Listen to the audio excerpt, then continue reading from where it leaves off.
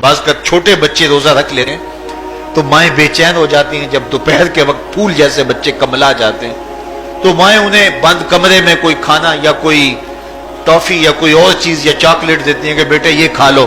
تو وہ بچے نہیں کھا رہے ہوتے تو مائیں کہتے ہیں پتر کھا لو کوئی نہیں دیکھ رہا. تو وہ بچے بھی کہتے ہیں اللہ دیکھ رہا ہے. تو وہ جو صوفیاء کو مراقبوں سے ملتا ہے وہ ایک بچے کو بھی نصیب ہو رہا ہے کہ میرا اللہ مجھے دیکھ. کڑکتی دھوپ، برستی گرمی، زبان کانٹا، ہونٹ خشک، ٹھنڈا پانی دستیاب، دروازہ مقفل، کوئی دیکھنے والا بھی نہیں ہے، لیکن بندہ ایک گھونٹ بھی نہیں پیتا، وضو کرتے بھی احتیاط کرتا ہے کوئی قطرہ حلق سے نیچے نہ اتر جائے. کیوں کہ میرا اللہ مجھے دیکھ رہا ہے. جو چیزیں صوفیاء کو مراقبے سے نصیب ہوتی ہیں ماہ سیام میں اللہ اس دولت کو بانٹ دیتا ہے، چھڑک دیتا ہے، بارش کی طرح وہ دولت برستی ہے اور یہ تصور ہمارے ساتھ جڑ جاتا ہے کہ میرا اللہ مجھے دیکھ رہا ہے. ہم پانی نہیں پیتے اللہ دیکھ رہا ہے، مرغن غذائیں موجود ہیں کہ اللہ دیکھ رہا ہے.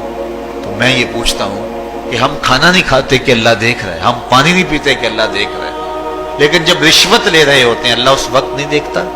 جب نظر بھٹک رہی ہوتی ہے اللہ اس وقت نہیں دیکھتا؟ جب خیال بہک رہا ہوتا ہے اللہ اس وقت نہیں دیکھتا؟ جب سوچوں میں آوارگی آتی ہے اللہ اس وقت نہیں دیکھتا؟ تو یہ صرف وہ کھانے اور پینے کو ہی دیکھ رہا ہے، باقی امور زندگی کو نہیں دیکھ رہا.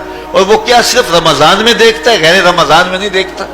تو یہ جو نور اترا تھا ماہ سیام میں، اس کو اپنے اندر اگر جذب کر لیا جائے تو زندگی سنور جاتی ہے. جو مراقبوں سے حاصل ہوتا تھا ماہ سیام میں وہ میل کی طرح برسا، اور ہم اس کے اپنے اندر سمولیں، جذب کر لیں تو نتیجہ یہ ہوگا کہ ہماری زندگی نور نہ لا نور ہو جائے گی.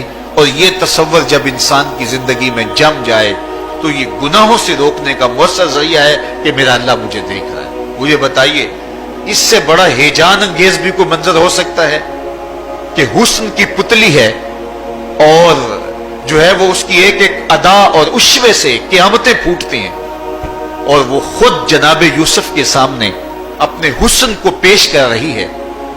ساتوں دروازے بھی مکفل ہیں، بت کے اوپر بھی کپڑا ڈال لیا، اور زلیخا حضرت یوسف کو خود کہہ رہی ہے تالک یوسف اب تو آ جاؤ نا، ذرا آنکھ اٹھا کے میرے جلوے دیکھو. لیکن جناب یوسف کیا بولتے ہیں؟ قال معاذ اللہ، میں اللہ کی پناہ میں آتا ہوں. کہا تو 7 دروازے بند کر کے لوگوں کی نظروں سے چھپ گئی اور موٹا کھیس ڈال کے اپنے زوم میں اپنے جھوٹے خدا سے بھی شرم کرتی ہے اور اس سے چھپ گئی. میں اس خدا سے حیا کیوں نہ کروں جو 7ویں کوٹھڑی میں بھی دیکھ رہا ہے. پھر اتنی روشنیاں برسی، اتنا یقین برسا کہ گناہ کیا، گناہ کا تصور بھی محال ہو گیا. تو مجھے بتائیے کتنا ہیجان انگیز منظر تھا جب حسن قدموں میں بچھنے کے لیے خود بے تاب تھا. اور حضرت یوسف جوان رانا ہے، جوانی اور شباب پورے بانکپن پہ ہے، اور ادھر حسن مچل مچل کے قدموں میں بچھ رہا ہے.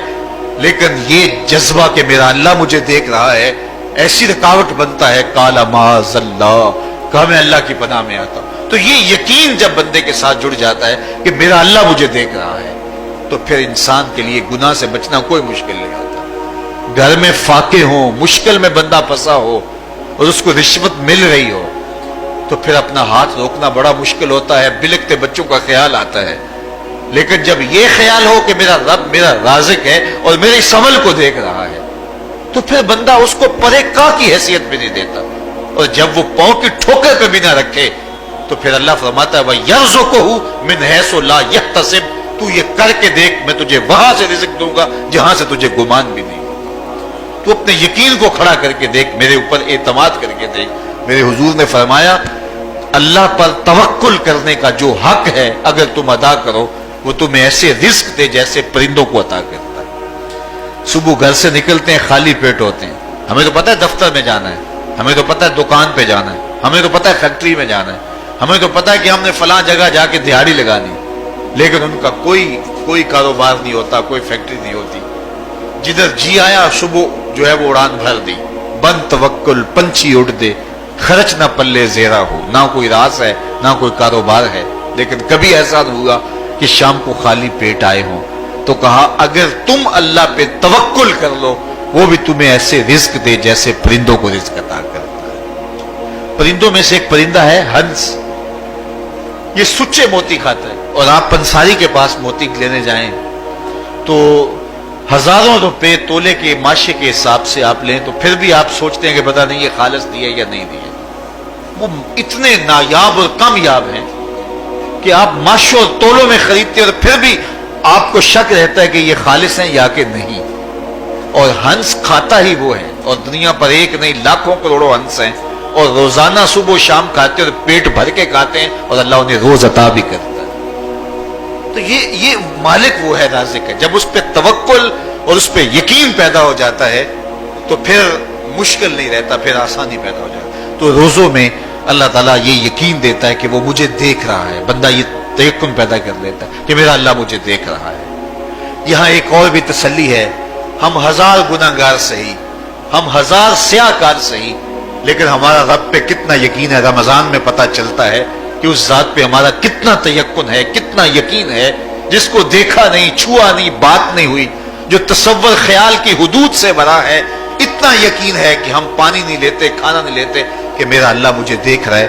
کاش کہ اس کو ہم اپنی پوری زندگی میں پھیلا لیں، اور اس کو زندگی میں جب ہم طاری کر لیں گے تو پھر گناہ کرنا محال اور ناممکن ہو جائے گا، اور زندگی نور علی نور ہو جائے گی. اور یہی تقوی کا حصول ہے. اچھی بات دوسروں تک پہنچانا صدقہ جاریہ ہے. ویڈیو زیادہ سے زیادہ شیئر کیجیے.